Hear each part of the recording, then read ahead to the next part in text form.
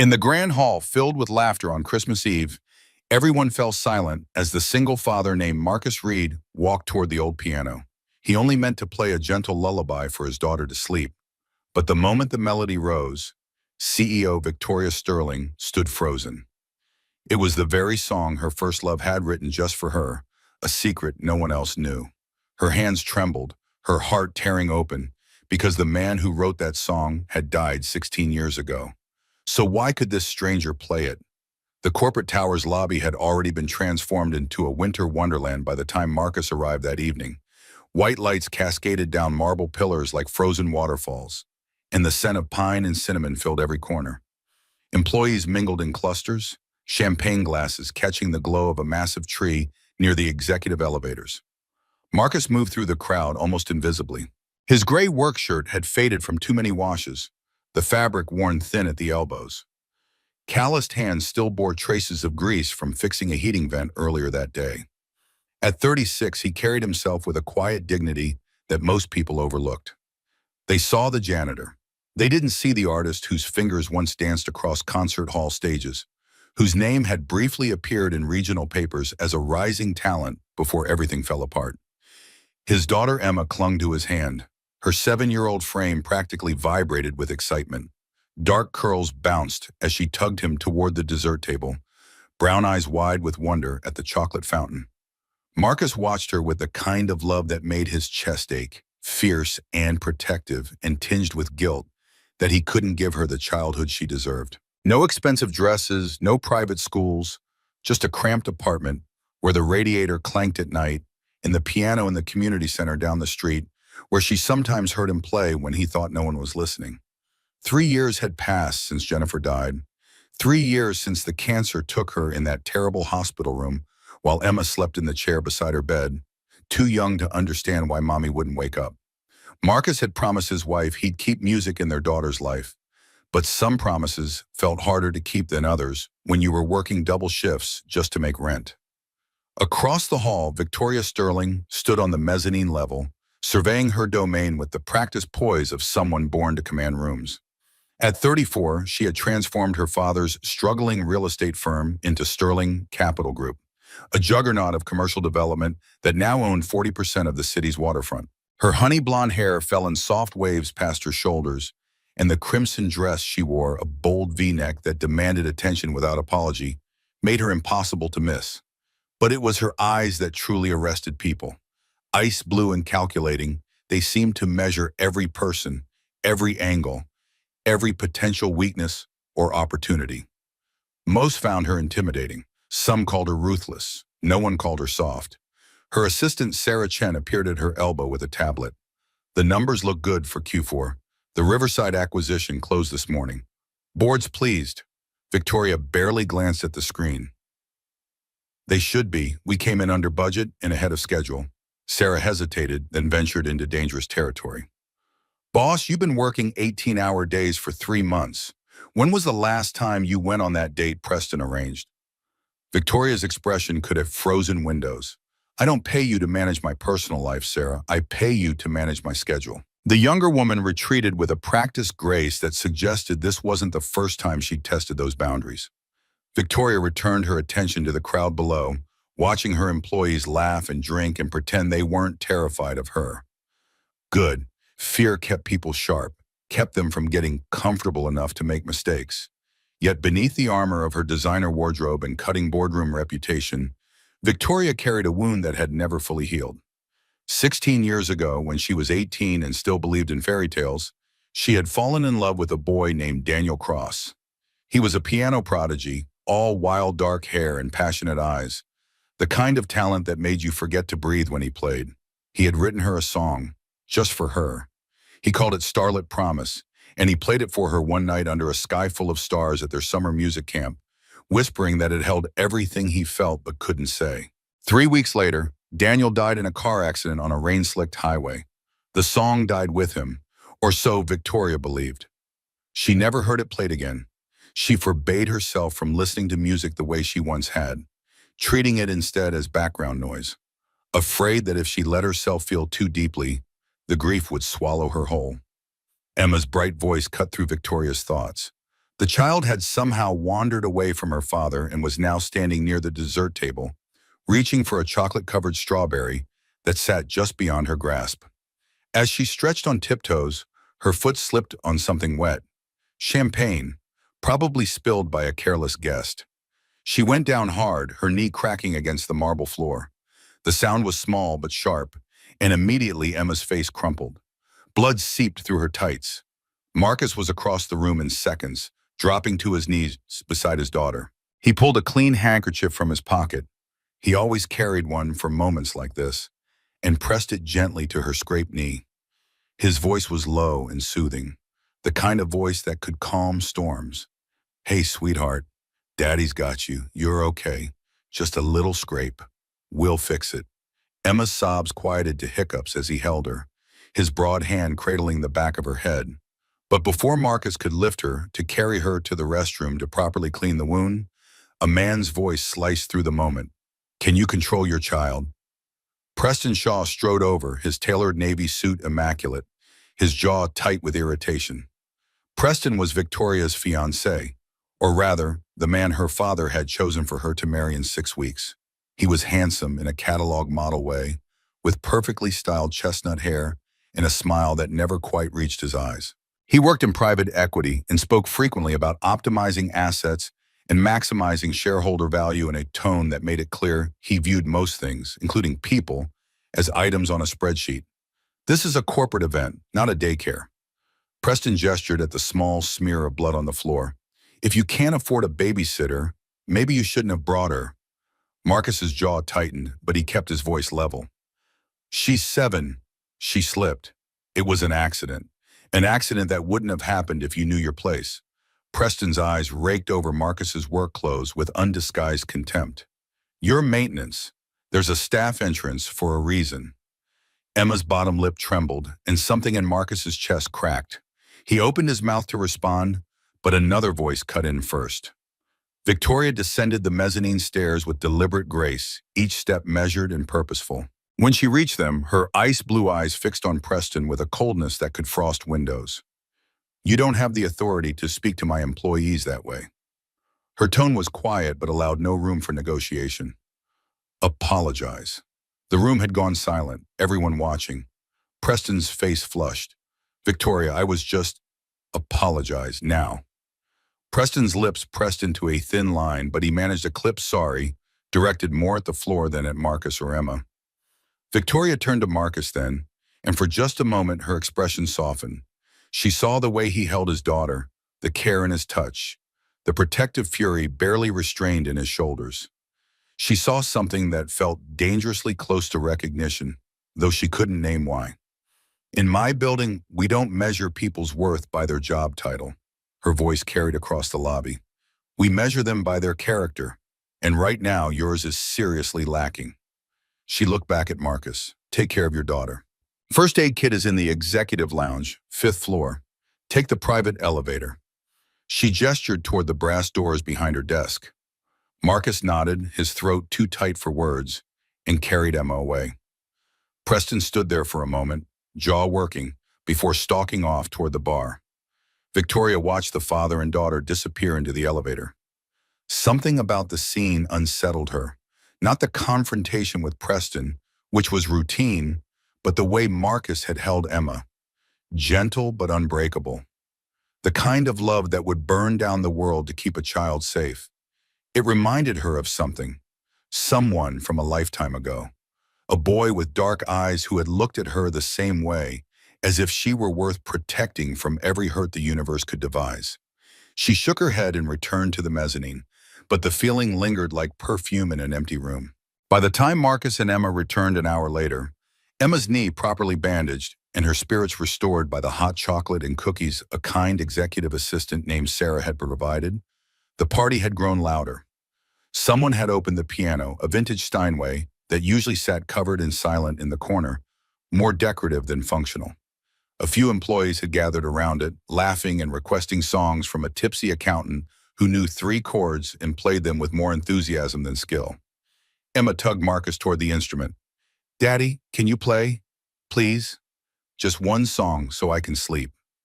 Marcus hesitated. He hadn't played publicly in years. The accident, God, the accident, had shattered more than his hand.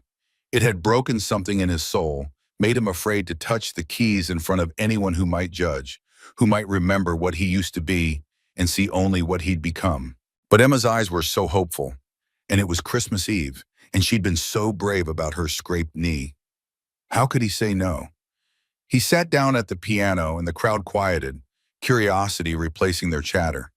His fingers hovered over the keys for a moment, trembling slightly. The scars across his right palm caught the light, spiderweb patterns where surgical steel had tried and failed to completely restore what falling equipment had crushed 12 years ago. The memories came unbidden. Cleveland, opening night of what should have been his big break. The stage rigging groaning above a young cellist who didn't hear the metal fatigue, didn't see death swinging down toward her head. Marcus shoving her aside, his hand catching in the falling truss, bones pulverizing under half a ton of equipment that some cost-cutting executive had approved despite safety violations. He'd saved her life and destroyed his own in the same instant. 3 surgeries later, the doctor delivered the verdict with clinical detachment. You'll never play professionally again. The nerve damage is too extensive, I'm sorry. But Emma was waiting and the piano was here, and sometimes you had to be brave even when everything inside you screamed to run. Marcus began to play. The melody that filled the hall was unlike anything most of them had ever heard. It was gentle at first, like rain on glass, each note placed with such precision and care that it felt less like music and more like a conversation whispered in the dark. Then it grew, swelling into something achingly beautiful, a cascade of sound that spoke of longing and loss and a love so deep it had no words. Marcus's eyes closed as he played. His damaged hand, scarred from where the stage rigging had crushed it 12 years ago, moved with a grace that defied its injury. He played from memory, from the marrow of his bones. Every note was a piece of his heart laid bare on the marble floor. The song was Starlit Promise, though no one in the room except Marcus knew its name. He had written it 16 years ago for a girl who never knew he existed, completing what another boy had started. Poured everything he felt into notes because words had always failed him. Given it away to someone who could deliver it to her because that's what you did when you loved someone from the shadows. You gave them pieces of yourself and never asked for credit. Victoria had been preparing to leave when the music reached her. She froze mid-step, her hand gripping the brass railing so hard her knuckles turned white. The melody wrapped around her like a ghost, pulling her back through 16 years to a summer night when the stars seemed close enough to touch, and a boy with dark eyes had played this exact song for her. She was 18 again, sitting on that dock at music camp, Daniel beside her with his wild confidence and electric smile, his fingers dancing over portable keyboard keys, his voice soft with emotion. I'm calling it Starlit Promise. It holds everything I feel but can't say, everything I want to give you but don't have words for. She'd cried then, happy tears, and kissed him under those impossible stars. 3 weeks later, police officers stood on her parents' doorstep with the worst news a person could receive. Miss Sterling, there's been an accident. Daniel Cross was pronounced dead at the scene. We're so sorry for your loss. The song had become her lifeline in the years that followed, the last piece of Daniel she had left. She'd forbidden herself from seeking out recordings. There were none anyway, as far as she knew. But she played it in her head during board meetings when her father demanded she be ruthless. Hummed it under her breath in empty apartments when the loneliness threatened to consume her. Let it remind her that once, briefly, she had been loved for who she was rather than what she could provide. But now someone else was playing it. Every note, every pause, every aching phrase, exactly as Daniel had played it that night. Victoria's vision blurred, her chest constricted, each breath a labor. Around her, guests murmured appreciation, oblivious to the fact that the ground beneath her feet had just shattered. How? How could this stranger, this janitor, know Daniel's song? She descended the stairs on unsteady legs, drawn to the piano as if magnetized. Marcus finished the song and opened his eyes to find the CEO standing 3 feet away, her face pale, her blue eyes swimming with unshed tears. Where did you learn that? Her voice came out raw, barely above a whisper. Marcus stood slowly, his heart hammering against his ribs. He'd known this moment might come someday, had dreaded it and longed for it in equal measure. It's just an old melody, something I picked up years ago. Don't lie to me. Victoria's voice sharpened, desperation creeping into her tone. That song was written for me by someone who died 16 years ago. No one else knew it. No one could have known it. She stepped closer, searching his face for answers he wasn't ready to give. Who are you? Before Marcus could respond, Emma appeared at his side, sleepy and smiling. That was beautiful, Daddy. Can we go home now? Victoria's gaze dropped to the child, then back to Marcus. She saw the fear in his eyes, the way he instinctively moved to shield his daughter from her intensity. She forced herself to breathe, to step back, to remember where she was and who was watching. But as Marcus gathered Emma's coat and hurried toward the exit, Victoria stood rooted to the spot, the melody still echoing in her skull like a hymn or a curse. She didn't sleep that night. Every time she closed her eyes, she saw Daniel's face, heard his voice promising her forever in notes instead of words. But now another image kept intruding. The janitor's scarred hands moving across the keys, the sorrow etched into the lines around his eyes, the way he'd held his daughter like she was the only thing in the world worth protecting. Who was he, and how had he stolen a piece of her past? The next morning, Victoria arrived at the office 2 hours early, her eyes shadowed from lack of sleep. She pulled Marcus Reed's employee file and spread it across her desk. The information was sparse, almost deliberately so. Hired 3 years ago as maintenance staff. No college degree listed. Previous employment at a warehouse, a grocery store. Odd jobs. Emergency contact listed as Emma Reed, age 7, daughter. No mention of a wife or partner currently. The file said nothing about music, nothing about talent, nothing that explained how a man working night shifts, fixing toilets, and changing light bulbs could play like that. Victoria picked up her phone and dialed a number she hadn't called in over a decade. The line rang 4 times before a familiar voice answered. Victoria, is that really you? Dr. Lawrence Kent had been Daniel's mentor at the conservatory, the professor who'd recognized genius in a 17-year-old with more passion than discipline. His voice carried the same warmth she remembered, though age had roughened the edges. I need to see you. Victoria kept her tone professional, but something in her voice must have betrayed the urgency. Today, it's about Daniel. There was a long pause on the other end. I'll come to your office. Give me 4 hours. He arrived that evening, a lean man in his late 50s with silver-streaked hair and kind eyes obscured by wire-rimmed glasses. Victoria hadn't spoken to Dr. Poirot. Kent, since the funeral, couldn't bear to be around anyone who reminded her of what she'd lost. But when she called, he came without question. She played him a recording she'd found online. Someone had filmed Marcus playing last night on their phone and posted it to a private group for Sterling Capital employees. The video quality was poor, the audio tinny, but the melody came through clear enough. Dr. Kent listened in silence, his expression unreadable. When the video ended, he removed his glasses and rubbed his eyes with thumb and forefinger. That's remarkable. Victoria leaned forward. Is it Starlit Promise? Daniel's song? Dr. Kent hesitated, and in that hesitation, Victoria saw the weight of secrets kept too long. It's the same melody. Yes. But? The professor set his glasses on her desk with careful precision.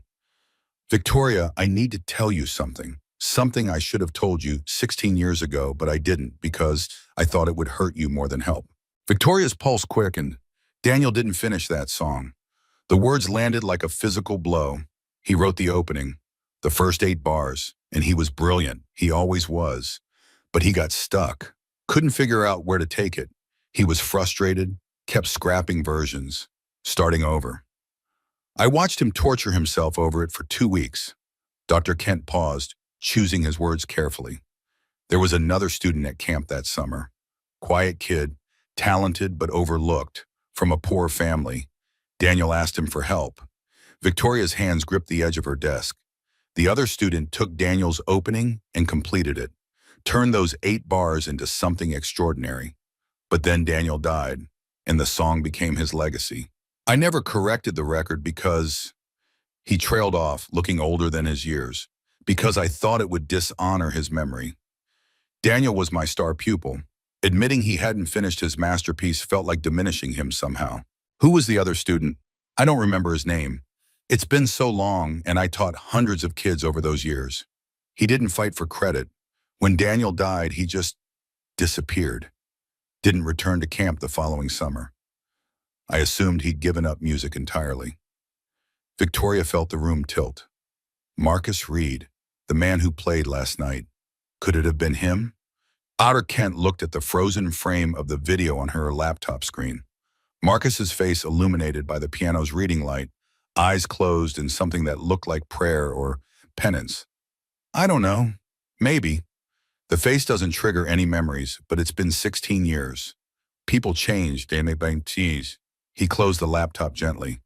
But there's only one way to find out. Ask him. Victoria tried. She called down to the maintenance department as soon as Dr. Kent left. Is Marcus Reed working tonight? The supervisor sounded confused. No, ma'am. He called in sick this morning. First time in 3 years. What about tomorrow? He requested personal days. Through the end of the week. Something cold settled in Victoria's stomach. I need his address. She sent Tom Morrison, her head of security, a former Marine with kind eyes and discretion she trusted, to check on Marcus. Tom returned an hour later with news that made her blood run cold. Boss, I went to the address on file. Apartment building on the east side, pretty rough neighborhood. The landlord says Reed and his daughter moved out 3 days ago, paid rent through the end of the month in Wyoming, left no forwarding address, wouldn't say where they were going. Victoria's hand trembled as she reached for her phone. 3 days ago, that was before the party. Before she'd confronted him, he'd already been planning to disappear. Did anyone see them leave?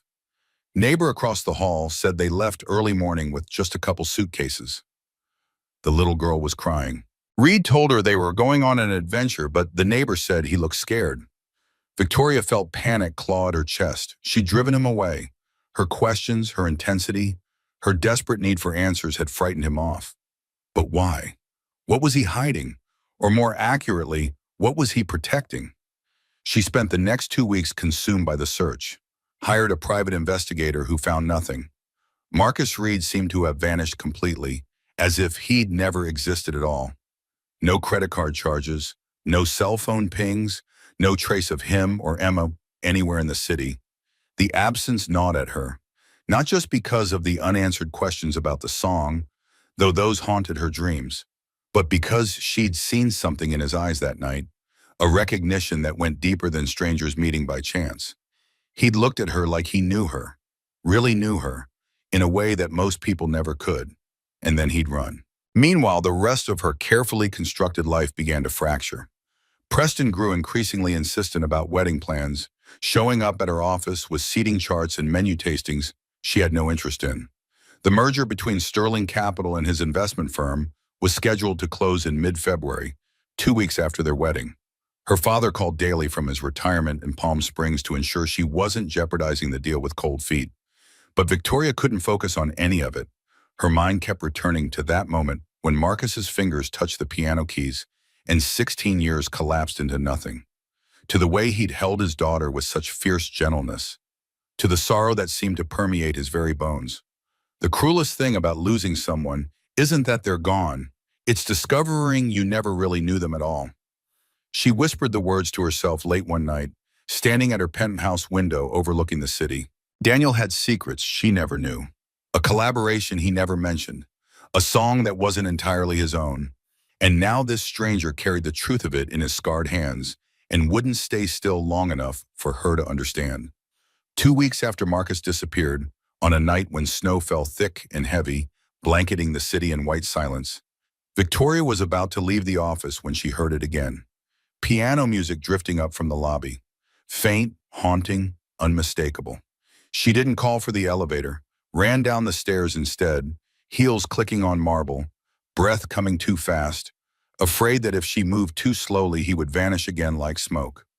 The lobby was empty except for a single figure seated at the piano. Marcus. His back was to her, shoulders hunched as if bearing an invisible weight. He played Starlit Promise again, but this time it sounded different, sadder, more resigned. Like a man saying goodbye to something he'd loved too long from too far away. You came back. Her voice echoed in the empty space. Marcus's hand stilled on the keys. He didn't turn around. I shouldn't have run. The words came out quiet, almost too soft to hear. Emma asked me why we left. I couldn't give her a good answer. She liked it here. Liked the cookies Sarah gave her, liked watching the lights. Liked that nice lady CEO who let us use the fancy elevator.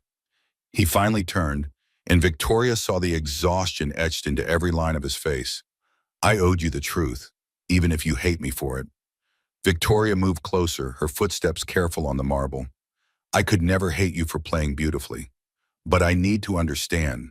That song, Starlit Promise, Daniel Cross was supposed to have written it for me before he died. But Dr. Kent told me Daniel didn't finish it. Someone else did. She stopped directly behind him. Was it you? Marcus stood slowly, his movements deliberate. Up close, Victoria could see the silver threaded through his light brown hair, the fine lines around his eyes that spoke of too many sleepless nights and too much worry. But his eyes, gray-green and achingly honest, held hers without flinching.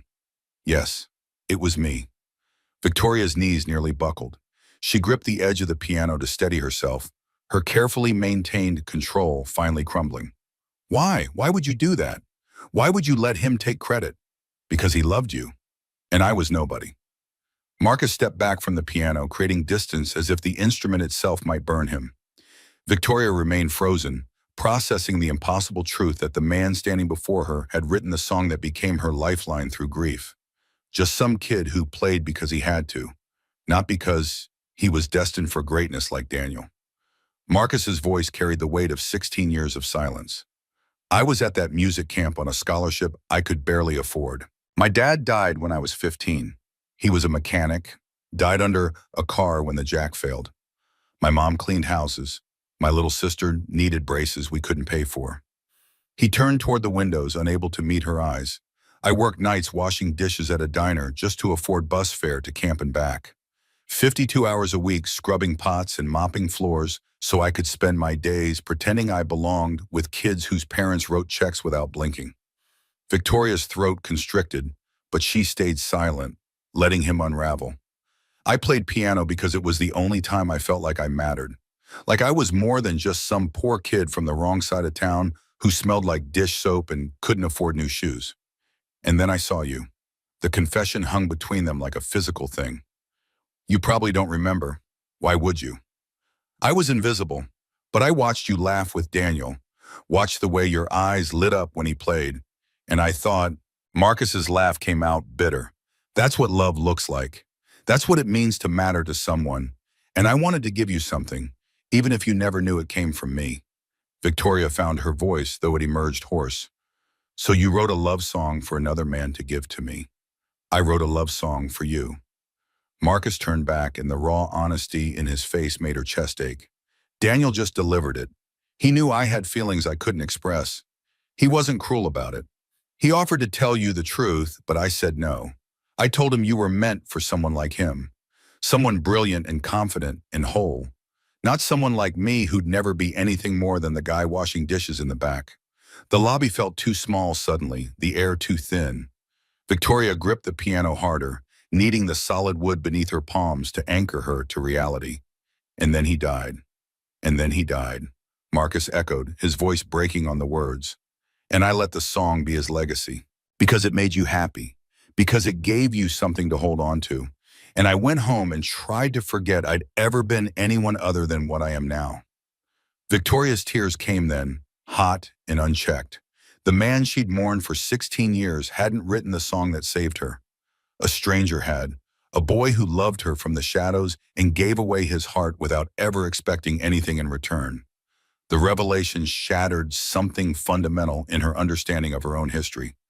What happened to you? The question came out desperate. Dr. Kent said you were talented.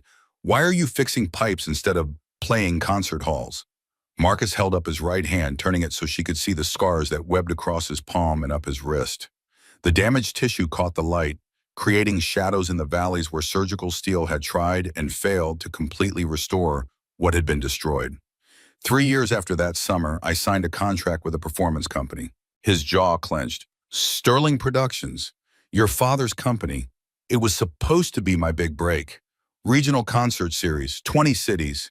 My name on posters for the first time in my life. Victoria felt ice crawl up her spine. Opening night, Cleveland. I got there early for rehearsal. Stage crew was setting up rigging for lights. I was walking past when I heard this. Crack. Metal fatigue. The whole truss started to fall. Marcus's eyes went distant, seeing something Victoria couldn't. There was a cellist right under it. Young woman, maybe 19. Juilliard student. She didn't see it coming.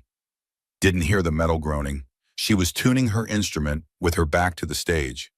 I shoved her out of the way, got my hand caught in the rigging when it came down. Half a ton of equipment. His voice went flat, emotionless, the way trauma victims speak when the pain is too large to process. They said later the bones were pulverized, like crushing an egg in your fist. 3 surgeries couldn't fix it completely. Victoria's vision blurred. Her father's company, her family's negligence had destroyed this man's future. The investigation concluded it was cost-cutting, gone wrong. Someone approved substandard equipment to improve profit margins. Marcus finally met her eyes. Your father's company settled quietly with everyone involved. I got enough to cover medical bills. Barely. $75,000. Medical bills were 68. The surgeries, the physical therapy, the specialist consultations that went nowhere. Contract was terminated 2 weeks after I got out of the hospital. How much was the contract worth? $300,000 for the tour, plus recording opportunities if the series went well. Potential endorsements. Dr. Kent said I could have had a real career. Nothing stratospheric, but solid, respectable, enough to support a family and do what I loved. Victoria felt bile rise in her throat. And my father gave you $75,000. Marcus's smile held no warmth. So I learned to fix the things that break. Seemed fitting, don't you think? The broken pianist fixing broken pipes. The silent stretch between them, heavy with implications neither wanted to voice. Victoria's entire empire had been built on the foundation of her father's ruthlessness. The cost-cutting, the corners cut, the human collateral deemed acceptable in pursuit of profit. She'd known Richard Sterling was hard, had watched him crush competitors without mercy. But this was different. This was personal in a way that made her complicit by association. Did you know, Marcus asked quietly, when you took this job here, did you know who I was? Not at first. I needed work, any work. After the accident, no one would hire me for music. I was damaged goods. So I learned plumbing, electrical, HVAC repair, took whatever jobs I could find. The warehouse work paid nothing. The grocery store was barely better. But then Jennifer got sick, and I needed health insurance. Real insurance, not the catastrophic only plans that covered nothing. He paused, and Victoria saw the grief flicker across his face. My wife, Emma's mother, she was a nurse. We met 3 years after the accident. She knew my story, married me anyway. Told me she didn't care that I'd never be a famous pianist. Said she loved the man I was, not the man I could have been. When the cancer came, I would have done anything for treatment that worked. Sold my soul if someone offered to buy it. But all I had were my hands and my willingness to work. So I worked. 3 jobs for 2 years while she went through chemo and radiation and experimental treatments that insurance barely covered. Victoria's chest felt like it was caving in. She died anyway. In our apartment, in our bed, with Emma asleep in the chair beside her because our girl wouldn't leave her mother's side. Jennifer made me promise to keep music in Emma's life. To not let my bitterness about the accident poison our daughter's chance to love what I'd lost. Marcus's voice cracked. So when I saw the job posting for Sterling Capital, I applied. Maintenance technician, good pay, excellent benefits, health insurance that actually covered things. I didn't make the connection to Sterling Productions at first. Different subsidiary, different name on the paperwork. But then I got here and saw your name on the directory, Victoria Sterling. And I wondered if you were related to Richard Sterling, the man who owned the company that destroyed me. And then I saw you, and I knew. Why did you stay? Because I'm a coward. Because seeing you from a distance was better than not seeing you at all. Because maybe in some small way, fixing things in your building could make up for the fact that I couldn't fix what really mattered. His honesty was brutal, self-lacerating, and because I needed the job. Because Emma needed stability and healthcare, and a father who could put food on the table even if he couldn't give her anything else. Victoria moved without thinking, closing the distance between them. Her hand reached for his damaged one, lifting it gently. The scars felt rough under her fingertips, raised tissue that had healed badly despite expensive surgeries. "I'm sorry." The words felt pathetically inadequate. "I'm so sorry for what my father did to you. You didn't do it. I benefited from it." Her voice turned sharp with self-recrimination. "This building, this company, everything I've built, it's all standing on a foundation of people like you. People my father crushed and paid off and forgot about. I always told myself I was different from him, that I ran things better, more ethically. But I never looked, never asked about the bodies buried in the basement." Marcus pulled his hand back gently. "You're not responsible for your father's sins. Aren't I? I took over his company, expanded it, made it more profitable, all while benefiting from the money he made destroying lives." Victoria's anger wasn't directed at him, but at herself, at the willful blindness she'd maintained for years. How many others are there? How many people did Sterling Productions hurt before it was folded into the larger company? "I don't know," Marcus's voice softened. "But Victoria, whatever your father did, you are not him. The way you handled Emma tonight, the way you stood up to Preston, the way you're standing here now letting your heart break over something you didn't cause, that's not him. That's you." The kindness in his words undid her.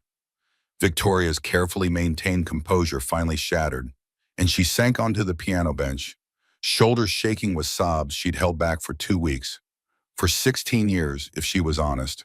All the grief and guilt and loneliness she'd armored herself against came pouring out in waves. Marcus hesitated for only a moment before sitting beside her. He didn't touch her, didn't offer platitudes, just sat there in solidarity while she fell apart. When the worst of it passed, Victoria wiped her eyes with shaking hands. "I need to know," her voice came out wrecked. "If I asked you to give me a chance, to let me know you, really know you, would you be brave enough to say yes? Even though I come with all this baggage, even though my father destroyed you, even though the world will call you a gold digger and me a fool?" Marcus's eyes shone with something that looked like hope and terror in equal measure. "I wrote you a love song 16 years ago. I think I can manage a little courage now." Victoria laughed, the sound breaking through tears. "Good, because I'm terrified, and I could use someone who knows what it's like to start over." The weeks that followed were not easy. Victoria couldn't simply erase 16 years of emotional walls overnight, and Marcus carried his own wariness like a second skin. But they began meeting in the evenings after the building emptied, careful conversations that slowly built trust. Marcus told her about Jennifer, the high school sweetheart who saw past his damage, who worked double shifts at the hospital while he recovered from his third surgery, who never once made him feel less than whole. Emma has her smile, gets the same little crinkle by her eyes when she laughs. Sometimes I look at our daughter and it's like Jen never left. Victoria learned about Emma's birth during a blizzard, Marcus delivering his own daughter in their bathroom because the ambulance couldn't reach them in time. About Jennifer's diagnosis 2 years later, stage 3 breast cancer, aggressive, unforgiving. About the medical debt that buried them despite insurance, the bankruptcy that followed, the desperate scramble for any work that offered benefits. She was in so much pain at the end. Marcus's voice went quiet. But she wouldn't take the morphine because she wanted to be lucid for Emma, wanted to read her bedtime stories and help with homework and pretend everything was normal for as long as possible. The last thing she said to me was, "Take care of our girl." Like I needed to be told. Like there was anything I wouldn't do for Emma. In return, Victoria offered pieces of herself she'd locked away. Her mother's death when she was 12. The aneurysm that took her without warning. Richard's transformation afterward from stern father to tyrant, demanding perfection and punishing anything less. The way he'd groomed her to take over the company, molding her into a weapon he could wield against competitors. He never hit me, never had to. Just had this way of looking at you that made you feel like you disappointed him at a cellular level. Victoria stared out at the city lights. After Daniel died, I threw myself into business school. Got my MBA at 23, joined Sterling Capital at 24. Richard said grief was weakness, and I believed him. Thought if I worked hard enough, achieved enough, maybe I'd earn the love he withheld. Took me until my 30s to realize he wasn't capable of it. Preston was his choice too? Preston was the next logical acquisition. Victoria's laugh carried no humor. Private equity manager with the right connections, the right pedigree. Father approved the match before Preston even proposed. Said the merger between our companies would position us for expansion into overseas markets. I said yes because I didn't have a reason to say no. Didn't love him, but I didn't love anyone. Seemed like as good a reason to marry as any. That's the saddest thing I've ever heard. Victoria met Marcus's eyes across the piano. You spent 16 years in love with someone who didn't know you existed. I spent 16 years frozen at 18, mourning a boy who never finished the song I thought defined our relationship.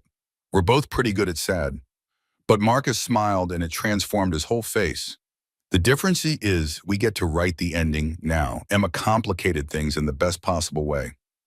Victoria arranged for the girl to attend the building's employee daycare, a benefit most maintenance staff couldn't afford, but Victoria quietly adjusted the subsidy structure to make it accessible. Marcus protested until Victoria pointed out that Emma needed socialization with other children, and he couldn't exactly bring her on maintenance calls. The girl took to Victoria with a directness that was both disarming and terrifying. Emma had no filter, no concept of appropriate boundaries between a 7-year-old and a CEO. She showed up at Victoria's office unannounced to show her drawings, asked blunt questions about why Victoria wore such uncomfortable-looking shoes, requested stories about what it was like to be in charge of a whole building. "Are you my daddy's friend?" Emma asked one evening when Marcus was running late picking her up from daycare. Victoria, who'd been reviewing acquisition documents, looked up to find the girl studying her with unsettling intensity. "I think so. Wait, because he needs more friends. He's always alone except for me." Emma spoke with the matter-of-fact wisdom of children who've seen too much. "Mommy used to say he needed people, but after she died, he stopped talking to everyone. Just works and takes care of me and plays piano when he thinks I'm asleep." The observation pierced Victoria's chest. "Your dad loves you very much, I know. But sometimes I worry about what happens when I'm grown up. Who'll take care of him when I'm not there?" Emma's brown eyes, so like her mother's according to Marcus, held genuine concern. "He's sad a lot. Tries to hide it, but I can tell."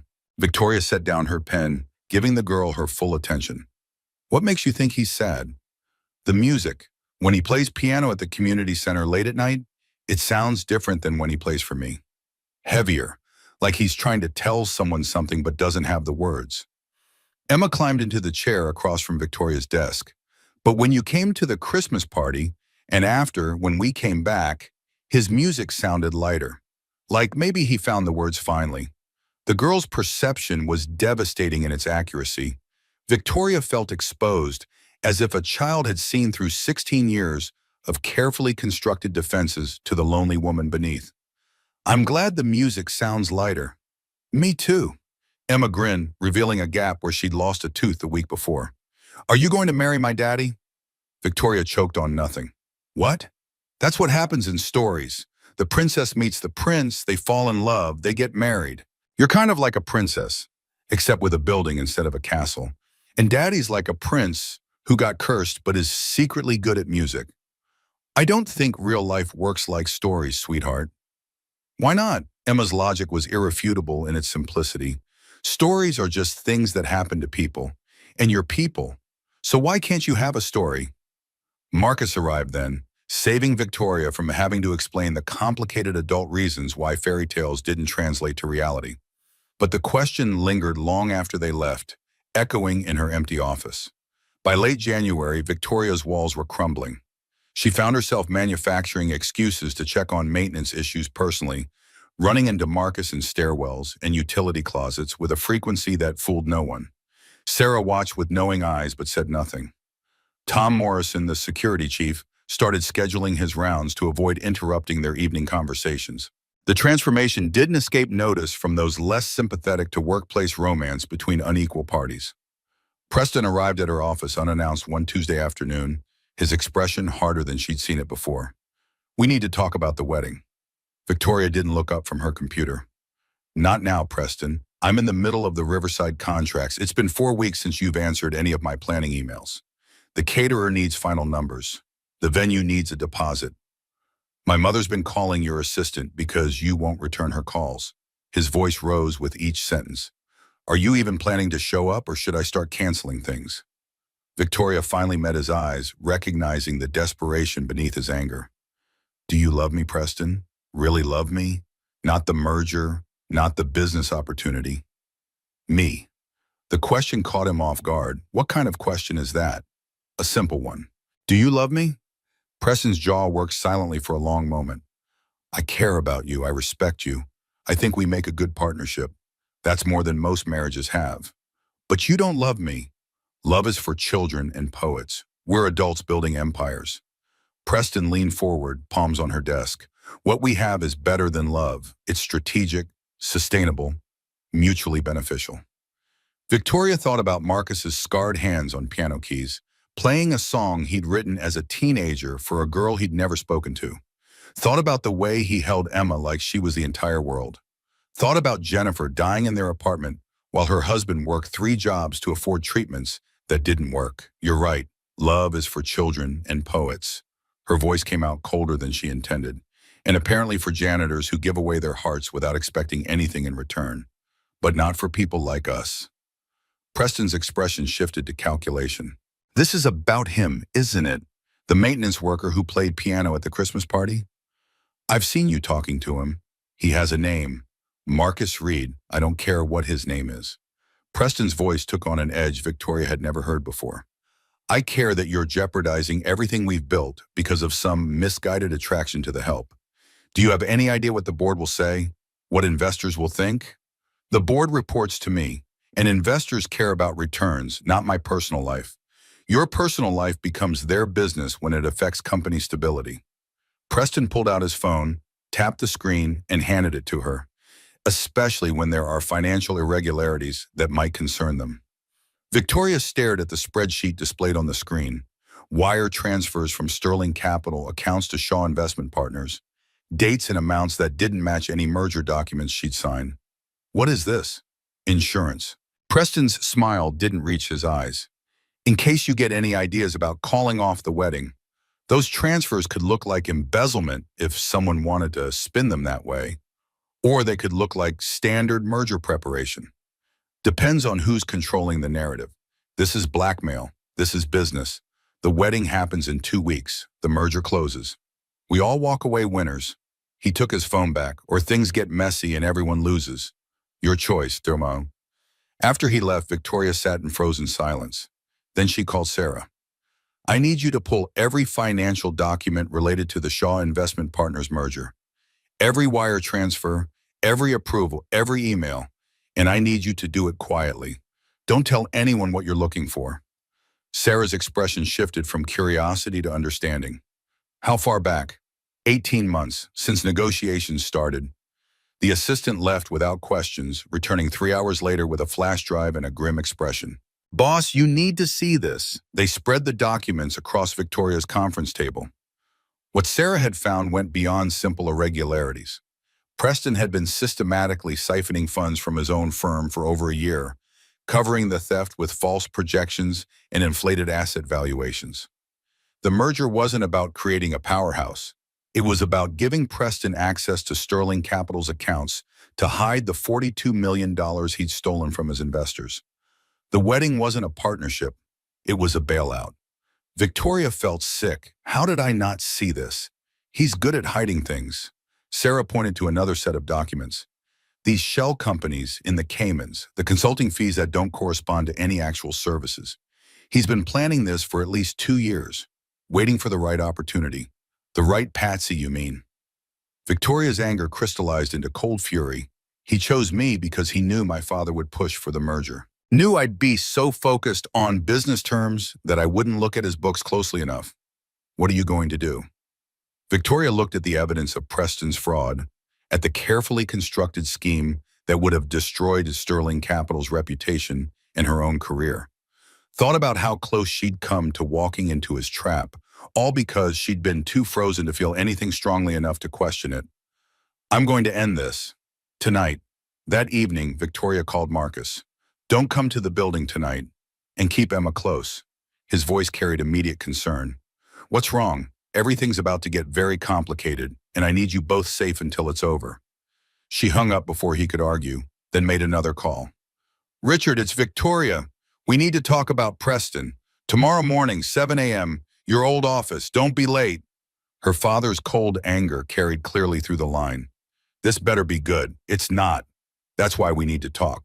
Victoria spent the rest of the night preparing for war, organized Preston's financial documents into devastating clarity, rehearsed her arguments for the board, drafted the engagement termination letter her lawyers would serve the next day. When she finally left the office at 3 in the morning, the city was dark and snow had begun to fall again. The confrontation she'd set in motion would destroy her engagement, alienate her father, and potentially cost her everything she'd built. But as she drove through empty streets toward her cold penthouse, Victoria felt lighter than she had in years. Because for the first time since Daniel died, she was choosing something that mattered more than money or power or carefully managed appearances. She was choosing truth, even if it burned everything down. The next morning arrived with brutal clarity. Victoria dressed carefully in her sharpest suit, armor for the battle ahead. Richard was already waiting when she arrived at his old office on the 45th floor, the space he'd refused to fully vacate even after retirement. "This had better be worth dragging me out of Palm Springs." Her father looked older than she remembered, silver hair and deep lines that hadn't been as pronounced at Thanksgiving. "What's so urgent it couldn't wait?" "Preston Shaw has been embezzling from his firm for 18 months. Victoria laid out the evidence methodically, each document another nail in the coffin. "He's using our merger to hide the theft. The wedding was never about partnership. It was about him gaining access to our accounts to cover $42 million in stolen funds." Richard studied the documents with the cold precision that had made him feared in business circles. His expression never changed, but Victoria saw the calculation in his eyes. "This complicates things." "Complicates?" Victoria's voice rose despite her intention to stay calm. "He's a criminal. He tried to blackmail me yesterday when I questioned the wedding timeline, threatened to spend legitimate merger expenses as embezzlement on my part unless I went through with it. And you're telling me this because I'm calling off the engagement." Victoria met her father's eyes without flinching. "The wedding's canceled. The merger's canceled.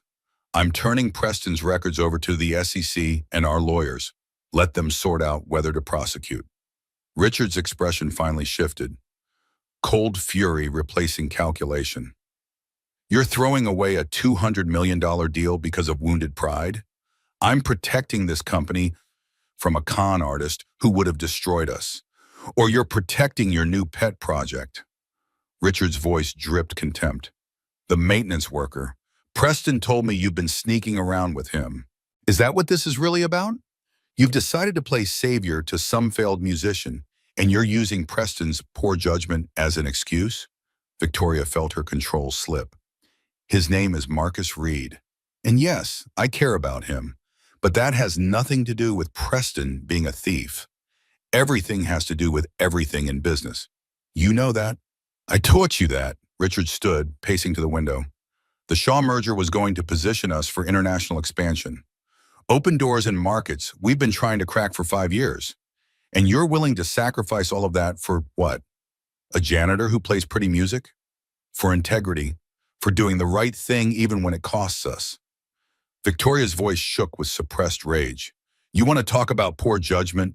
Let's talk about Sterling Productions. Let's talk about the cost-cutting that destroyed Marcus's career 12 years ago. The substandard equipment you approved that crushed his hand. The $75,000 settlement you paid to make him go away." Richard waved a dismissive hand. "Ancient history. The boy was adequately compensated. He was a concert pianist with a $300,000 contract. You destroyed his future and paid him barely enough to cover medical bills. That's not compensation. That's covering your tracks. It was business. Acceptable risk. These things happen." Richard's indifference was absolute. If he'd had real talent, he would have found another way. "The fact that he's cleaning toilets now proves I was right to cut losses." Victoria felt something inside her break cleanly, like a frozen branch finally snapping under too much weight. "You taught me that power means never apologizing, never showing weakness, never letting anyone in. But you know what real power is, Father?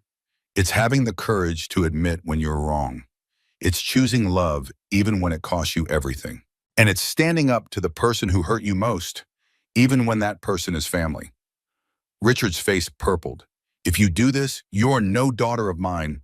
The words that should have devastated her felt instead like liberation. Then I guess I've been an orphan for a long time. She left him standing in his old office, frozen with fury, and didn't look back. The board meeting was scheduled for 2 p.m. Victoria had until then to prepare for the fight of her professional life. But when she reached her own office, she found Preston waiting. Preston stood by her window, backlit by morning sun that made him look like a paper cutout of a man. 2 lawyers flanked him, expensive suits, leather briefcases, the kind of legal muscle that costs $500 per hour minimum. You didn't think I'd come alone, did you? Preston's voice carried a confidence that didn't match the nervous energy radiating from his posture. After our conversation yesterday, I realized we needed witnesses for what comes next. Victoria set her bag down carefully, buying time to assess the room. Tom Morrison appeared in her doorway, hand on his radio, clearly alerted by building security that unauthorized personnel had entered the executive suite. "It's fine, Tom. Give us the room." The security chief hesitated, his Marine training evident in the way he evaluated threat levels with a single sweep of his eyes. "Boss, you sure?" "I'm sure, but stay close." Tom withdrew, leaving the door cracked. Victoria heard his footsteps stop just outside, a presence she found oddly comforting. Preston gestured to his lawyers. "These gentlemen represent Shaw Investment Partners and our consortium of investors. They're here to ensure that the merger proceeds as planned and that certain irregularities don't derail months of careful preparation." The taller lawyer stepped forward, opening his briefcase to extract a folder. "Miss Sterling, we've been retained to address concerns about the stability of Sterling Capital's leadership. Recent behavioral patterns suggest decision-making compromised by inappropriate personal attachments that could jeopardize shareholder value." Victoria felt cold fury crystallize in her chest. This was an ambush, carefully orchestrated. Preston had anticipated her discovery of his fraud and prepared a preemptive strike. "Let me save us all some time." Victoria moved to her desk, pulled out the flash drive Sarah had prepared, and connected it to her computer. The conference room screen flickered to life with spreadsheets, wire transfers, shell company registrations. This is Preston Shaw's financial activity over the past 18 months. $42 million embezzled from his own firm and hidden through offshore accounts. The merger he's pushing so aggressively isn't about business synergy. It's about gaining access to my company's funds to cover his theft. The lawyers exchanged glances. Preston's face went white, then red. "That's a lie," his voice cracked on the word. "Those are legitimate consulting fees in international investment vehicles. You're manufacturing evidence to avoid a wedding you're too cowardly to simply call off." "I have emails." Victoria clicked through documents. "Communications between you and your offshore accountants discussing how to disguise fund transfers. Spreadsheets showing your firm's real asset values versus what you reported to investors. Bank statements from shell companies that exist only on paper." The shorter lawyer moved closer to examine the screen. "Mr. Shaw, are these documents authentic?" Preston's jaw worked silently. Then desperation replaced calculation.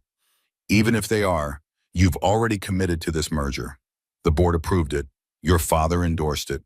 Breaking the engagement now would tank our stock prices and expose Sterling Capital to lawsuits from my investors who've already positioned themselves around this deal. Then they can sue." Victoria's voice cut like glass. "Because I'm not marrying a criminal to save face. You're not breaking this engagement because of my finances." Preston's control finally snapped. "You're doing it because you've developed feelings for that pathetic janitor. The one who's been playing piano in your lobby like some broken music box you can't resist winding up. His name is Marcus Reed, and yes, I care about him. But that's irrelevant to your embezzlement. It's completely relevant." Preston moved closer, his expensive cologne failing to mask the scent of desperation. "You're making emotional decisions that will destroy this company. Throwing away a strategic partnership because some blue-collar worker played you a pretty song. Do you have any idea how weak that makes you look?" Victoria met his eyes without flinching. Weak is stealing from your own investors. Weak is trying to blackmail your way into a marriage. Weak is standing in my office with hired lawyers hoping to intimidate me into covering for your crimes. The taller lawyer intervened. Perhaps we should table this discussion until cooler heads can prevail. Mr. Shaw, I think we need to consult privately before proceeding. But Preston wasn't listening. He pulled out his phone, fingers moving rapidly across the screen. If you won't see reason, maybe public pressure will help. What are you doing? Sending these photos to the business press. You and Marcus Reed having intimate conversations in your lobby. Late night meetings. Very cozy for a CEO and her maintenance staff. Let's see how the board reacts when they find out their leader is compromising company integrity for a relationship that violates every professional boundary in the book. Tom Morrison materialized in the doorway. Boss, you want me to escort these gentlemen out? But before Victoria could answer, her phone lit up with an incoming call. Richard Sterling, she answered on speaker. Victoria, what the hell did you do? Her father's voice carried the cold rage of a man whose control was slipping. Preston just sent me photos of you with that maintenance worker. Intimate photos. He's threatening to leak them unless you honor the merger terms. I'm aware, and I don't care if he leaks them. The engagement is over. The merger is canceled. Preston is a thief, and I'm turning evidence of his fraud over to the SEC. Richard's pause lasted 3 beats too long. You will do no such thing. Excuse me? The Shaw merger is too important to abandon over some financial irregularities that can be quietly resolved. Richard's voice took on the tone he'd used when she was young and had disappointed him. You will marry Preston as planned. You will complete the merger. And you will stop this ridiculous infatuation with the help before it destroys everything I built. Victoria felt the last thread of filial obligation snap. Everything you built was constructed on the bodies of people you crushed, like Marcus Reed, like every other person who got in the way of your profit margins. The Reed boy again. Richard's contempt carried clearly through the speaker. He was mediocre, collateral damage, acceptable loss. If you can't understand that, you're not fit to run this company. Then I guess we're about to find out. Because the board meets in 3 hours and I'm putting this to a vote. Either they support me ending a fraudulent merger with a criminal, or they can find a new CEO. She hung up before her father could respond. Preston's face had gone from red to gray, the reality of his situation finally penetrating his desperate bravado. You've just destroyed both our careers. His voice came out hollow. When this goes public, when investors see Sterling Capital's CEO breaking a major merger for personal reasons, your stock will crater.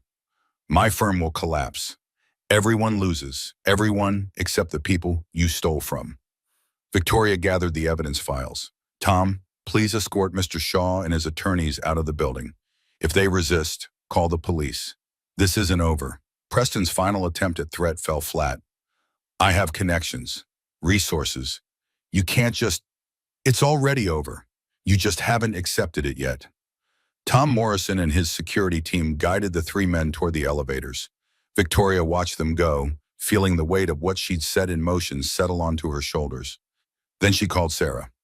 I need you to set up an emergency board meeting, 2 p.m., full attendance required, and I need you to contact our corporate attorneys. Tell them to prepare a complete separation agreement from Shaw Investment Partners and documentation for filing with the SEC. Sarah appeared in person rather than responding over the phone. Boss, are you sure about this? Going to war with Preston and your father simultaneously? I'm sure. Victoria pulled up her presentation files. Because if I don't do this now, I never will. And I'd rather lose everything fighting for something that matters than keep it all by compromising everything I claim to value. The assistant smiled, a rare, genuine expression. Then let's burn it down properly.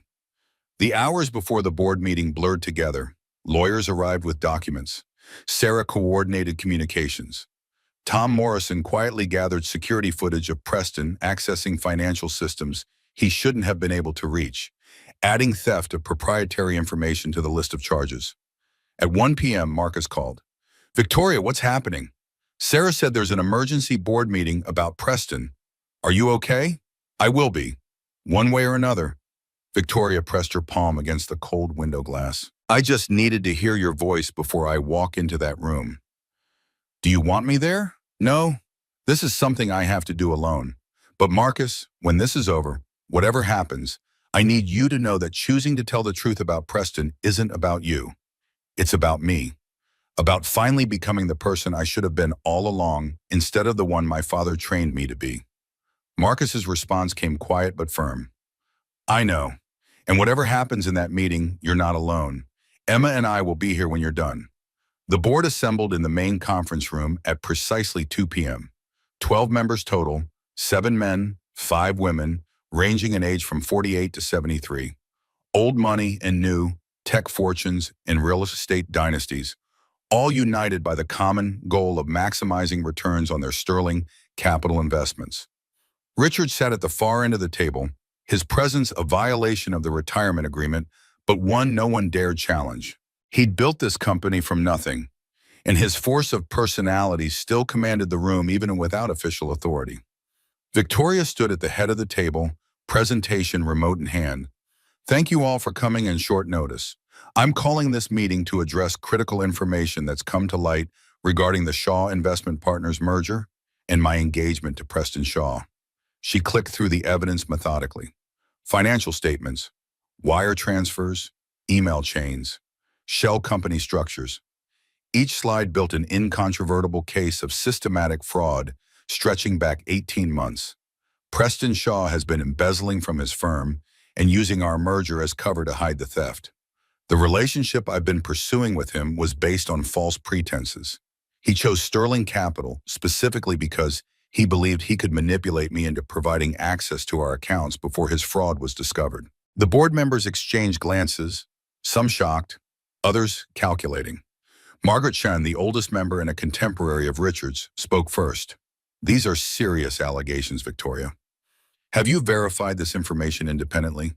Our forensic accountants have spent the last 12 hours confirming every transaction. Victoria gestured to the lawyers seated along the wall. We're prepared to file a complete report with the SEC and cooperate fully with their investigation. But I wanted the board to understand why I'm terminating both the engagement and the merger before news breaks publicly. James Bradford, a hedge fund manager who joined the board 3 years prior, leaned forward. This puts us in a difficult position. We've already committed significant resources to integration planning. Our stock price has risen in anticipation of the merger benefits. Backing out now will raise questions about our due diligence and leadership judgment. Richard sees the opening. My daughter's personal feelings are clouding her business judgment. Yes, Preston made some questionable financial decisions, but they can be addressed quietly through settlement. Walking away from a $200 million deal because of cold feet about marriage is the real scandal here. This isn't about cold feet. Victoria felt her composure crack slightly. This is about protecting Sterling Capital from a con artist who saw us as his escape route from prison. Or it's about protecting your new relationship. Richard's voice dripped acid. Let's address the elephant in the room. You've been conducting an inappropriate relationship with a maintenance worker. Someone showed them the photos Preston provided. Margaret Chen reluctantly pulled up images on her tablet. Security footage of Victoria and Marcus talking by the piano, sitting together in the empty lobby. Nothing inappropriate by any reasonable standard, but framed through a certain lens, they suggested impropriety. This man is Marcus Reed. Richard stood, commanding attention through sheer force of presence. 12 years ago, he tried to sue Sterling Productions for injuries sustained due to his own negligence. We settled generously and he disappeared. Now he's resurfaced, worked his way into my daughter's building, and manipulated her into this situation. She's not ending the merger because of Preston's finances. She's ending it because she's been compromised by a con artist playing on her emotions. That's a lie. Victoria's voice rang clear and cold. Marcus didn't manipulate anyone. He took a maintenance job 3 years ago because he needed health insurance after his wife died. He had no idea I was connected to Sterling Productions until after he was hired. And yes, I care about him, but that has nothing to do with Preston's embezzlement. Everything has to do with everything. Richard moved around the table, a predator closing in. You want to know why Marcus Reed is really here? Why a failed pianist with a crushed hand suddenly reappears in your life right when you're about to complete the most important merger of your career? Because he sees an opportunity. A lonely CEO with too much money and too few emotional attachments. He played you a song, told you a sad story, and now you're willing to destroy everything to play savior. Marcus Reed wrote Starlit Promise. Victoria's words fell into shocked silence. The song my first love supposedly composed for me before he died. Daniel Cross started it but couldn't finish it. Marcus completed it without taking credit because he loved me from a distance and wanted me to have something beautiful, even if I never knew it came from him. That was 16 years ago, before he had any idea who I'd become or what I'd inherit. Richard's expression flickered, the first crack in his armor. That's impossible. Dr. Lawrence Kent confirmed it. Victoria pulled up documentation from the music professor. Composition journals from that summer, student records. Marcus Reed was there. He wrote that song.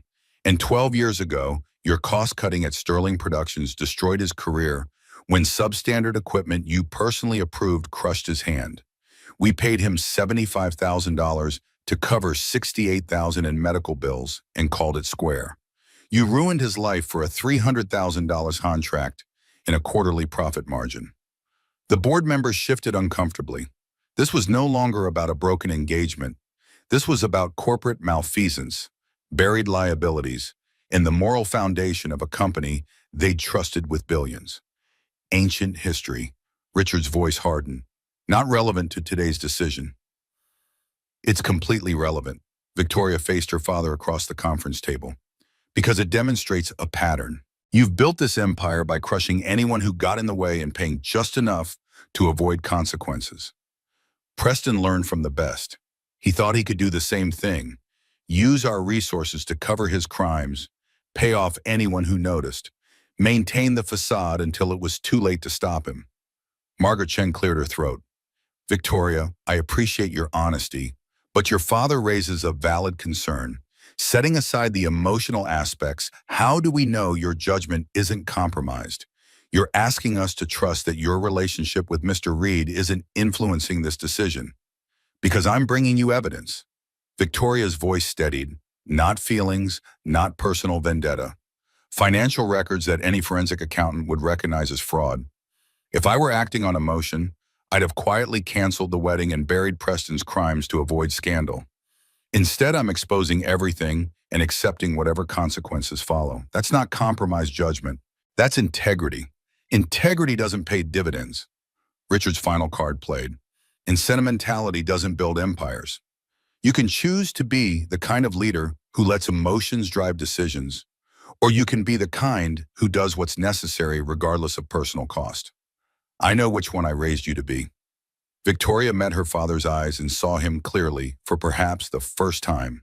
A man so committed to power that he'd sacrificed every meaningful relationship on its altar.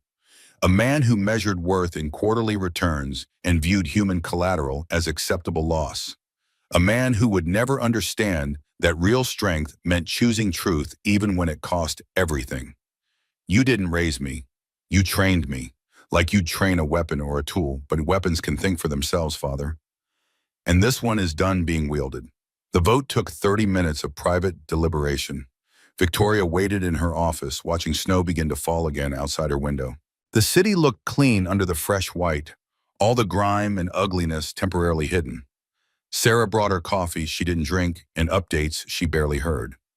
When the call came to return to the conference room, Victoria walked in with her spine straight and her head high, prepared to lose everything she'd built. Margaret Chen delivered the verdict. The board votes 7-5 to support your decision to terminate the Shaw merger and report Preston Shaw's activities to appropriate authorities. We affirm your position as CEO and authorize you to take whatever actions necessary to protect Sterling Capital's interests and reputation. Victoria's knees weakened with relief she didn't let show. Thank you. However, Margaret's tone remained firm. We're requiring enhanced financial oversight for the next 18 months. Monthly audits, outside consultants, complete transparency, and we expect full documentation regarding your relationship with Mr. Reed to ensure no impropriety exists. This company cannot afford even the appearance of compromised leadership. Understood. Victoria accepted the terms without argument. They were fair given the circumstances. Richard stood abruptly, his chair scraping against expensive flooring. This is a mistake. When the stock price tanks and investors flee, don't come crying to me to fix it. You are welcome to your opinion, but the decision is made. Her father walked out without another word. Two board members who'd voted against her followed. Allies lost, but fewer than she'd feared.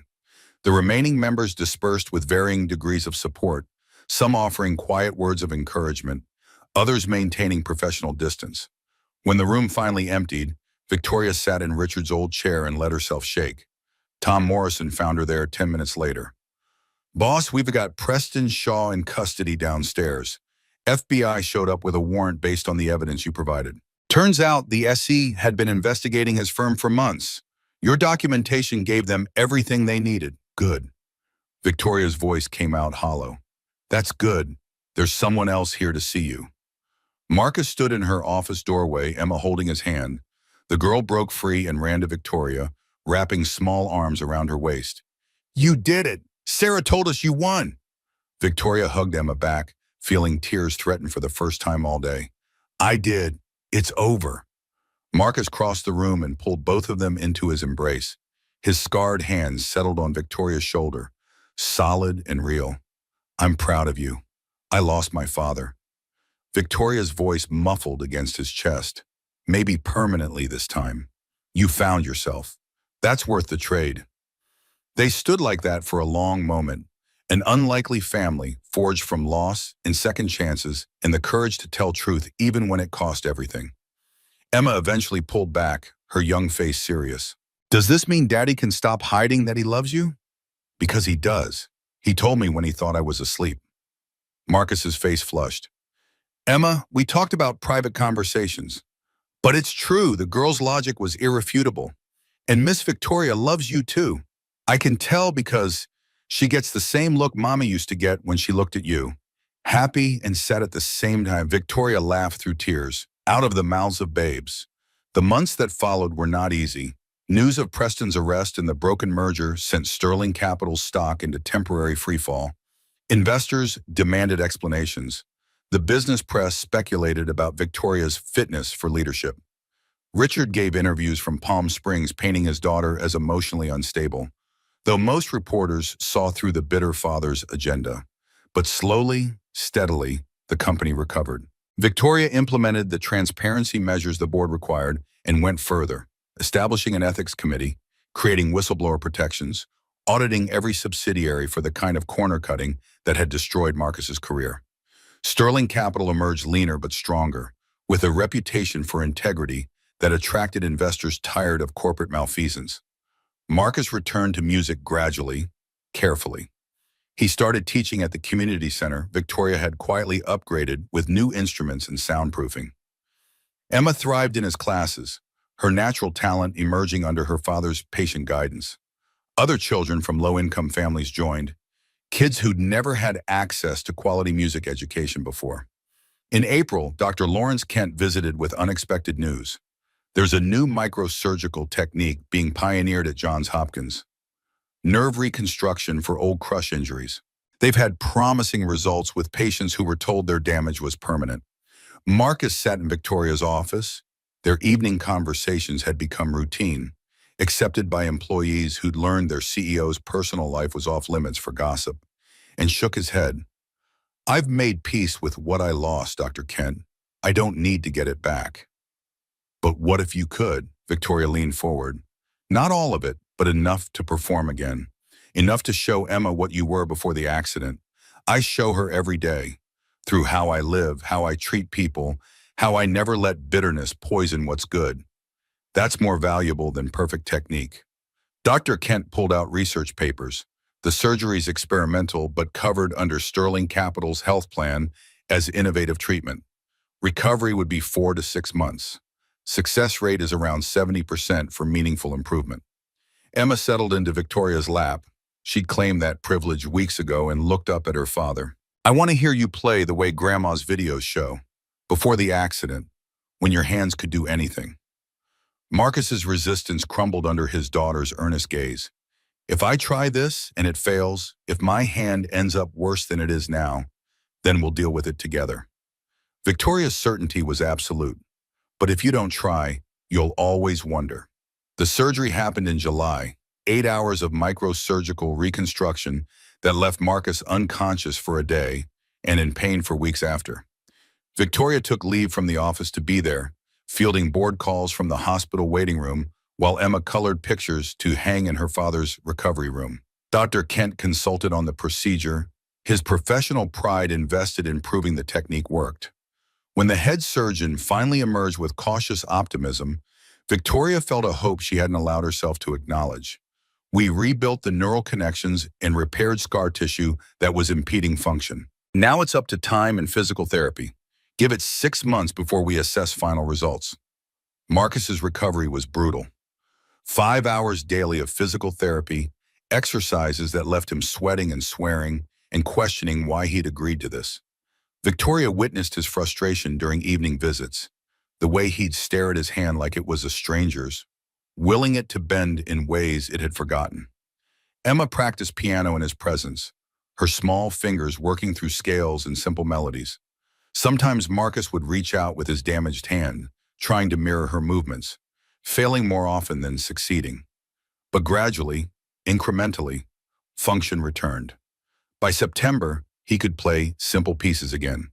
By October, he was performing intermediate compositions with only occasional cramping. The hand would never be perfect, would never have the complete fluidity it once possessed. But it was functional enough to teach, to demonstrate, to create music that mattered.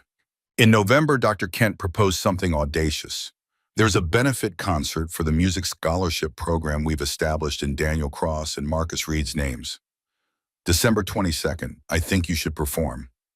Marcus's immediate reaction was terror. I'm not ready. What if I fail publicly? What if my hand cramps mid-performance and everyone sees? You're always telling me it's okay to make mistakes when I practice. Emma's logic cut through his fear. Why is it different for you? Victoria added her voice. You taught me that being brave means doing what's right even when you're scared. Now let me teach you it's okay to try and fall short. The courage is in the attempt, not the perfection. Marcus agreed, though his anxiety built with each passing week. They scheduled 3 pieces, Starlit Promise, a Chopin nocturne, and something new Marcus had been composing in stolen hours between teaching and therapy. He called it Second Movement, explaining to Victoria late one night that every great piece of music has more than one part, and their story was just beginning. The Sterling Tower Ballroom filled to capacity on December 22nd. 500 guests, donors, media representatives, students from the scholarship program wearing their best clothes and carrying nervous energy. The event had attracted attention beyond their expectations. The story of the janitor turned composer, the CEO who chose integrity over profit, the romance that nearly destroyed an empire but rebuilt it stronger. Backstage, Marcus paced in his black suit, the first time Victoria had seen him in formal wear outside her fantasies. Emma sat beside Victoria's chair, resplendent in a deep blue dress she'd picked herself, swinging her legs and humming. Daddy looks scared, the girl observed with characteristic directness. Is he going to be okay? He's going to be brave. Victoria smoothed Emma's curls. That's different from okay, but sometimes it's better. When the lights dimmed and the audience quieted, Marcus walked on stage with Emma's hand in his. The applause was immediate and thunderous. He settled at the grand piano while Emma perched on a small bench beside him, exactly as they'd practiced. Marcus's fingers found the keys. The opening notes of Starlit Promise filled the ballroom with crystalline clarity. This was the piece that had started everything. The song he'd written for an 18-year-old girl he loved from afar, completed what a dying boy had started, given away without claiming credit. Now he played it publicly for the first time, every note carrying 16 years of patience and pain and impossible hope. Midway through, his hand cramped. Victoria saw him wince, fingers stuttering over keys. The audience probably didn't notice, but she knew his tells, recognized the instant of panic that crossed his face. Emma reached over and touched his shoulder, just a light pressure, solidarity without words. Marcus pushed through, compensating with his left hand, simplifying passages his right couldn't handle, transforming technical limitations into emotional interpretation. The final notes hung in the air like prayers. The audience erupted with standing ovation that went on so long, Victoria feared they'd never let him continue. But Marcus raised his hand for silence and spoke into the microphone for the first time. This final piece is new. I call it second movement, because every great piece of music has more than one part. And this, all of this, is just our beginning. It's about second chances, about broken things made beautiful, about love that waits patiently until it's called into the light. He began to play, and Victoria understood why he'd kept the composition secret until now. The melody built from Starlit Promise's themes but transformed them. Where the original spoke of yearning and distance, this new piece spoke of connection and courage. Where the original was lonely, this was communal. Where the original grieved, this celebrated.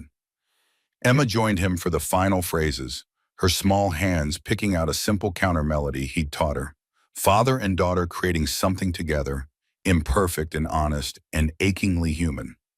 When the music ended, Marcus stood with Emma in his arms and found Victoria in the crowd. She made her way to the stage through applause that felt less like appreciation and more like witness to something sacred. Marcus took her hand, Emma hugged them both, and a photographer captured the moment. Not CEO and employee, not rich woman and poor man, but three people who'd chosen each other against every reasonable objection. Dr. Kent watched from the audience, tears streaming down his weathered face. He taught thousands of students over 4 decades, watched brilliance bloom and wither, seen careers flourish and fail. But this, watching a broken man reclaim his voice through love and a frozen woman thaw through courage, this was the masterpiece. Sometimes the most beautiful music comes not from perfect execution, but from broken people brave enough to play anyway. 6 months later, on a Sunday afternoon when cherry blossoms drifted through city parks like pink snow, Marcus and Victoria sat on a bench watching Emma chase butterflies through spring grass. The girl had grown taller, more confident, her music teacher reporting she had genuine talent if she wanted to pursue it. I've been thinking about the song. Victoria leaned into Marcus's shoulder. Starlit Promise. It has an ending now, but it still feels unfinished somehow, like it's still being written. Marcus laced his scarred fingers through hers. Maybe that's the point. Maybe the best promises aren't the ones we make once and lock away.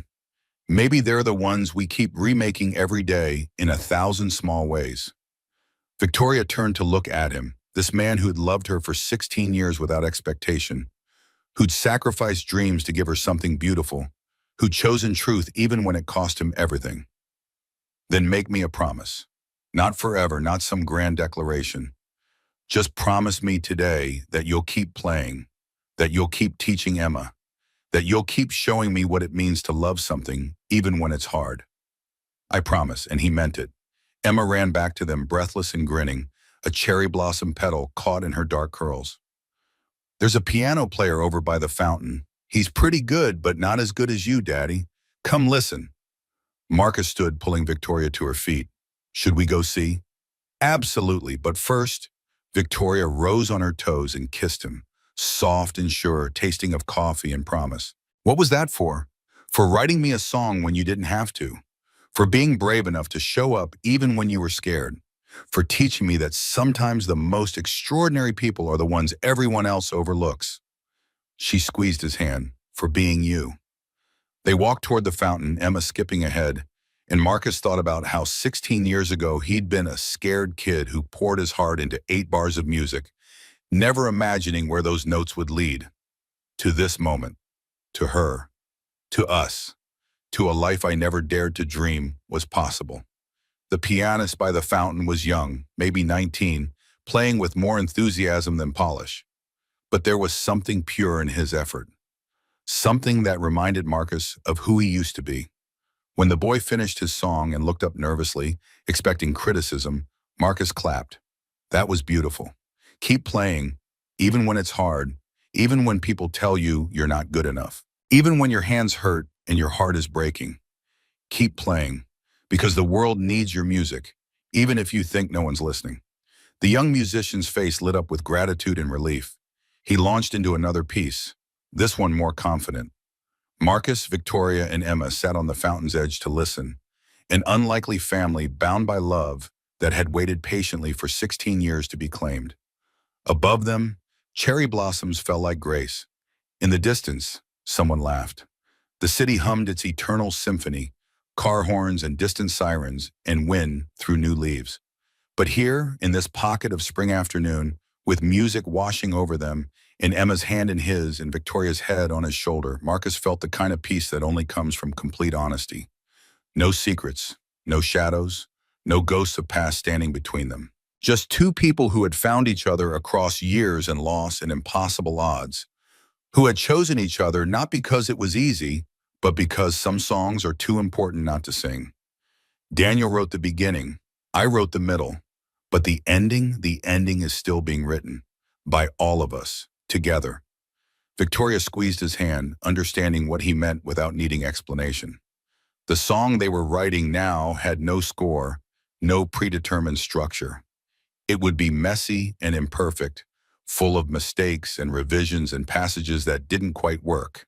But it would be theirs, authentic and earned and worth every note. When the young pianist finished, Emma applauded with the unself-conscious enthusiasm of childhood.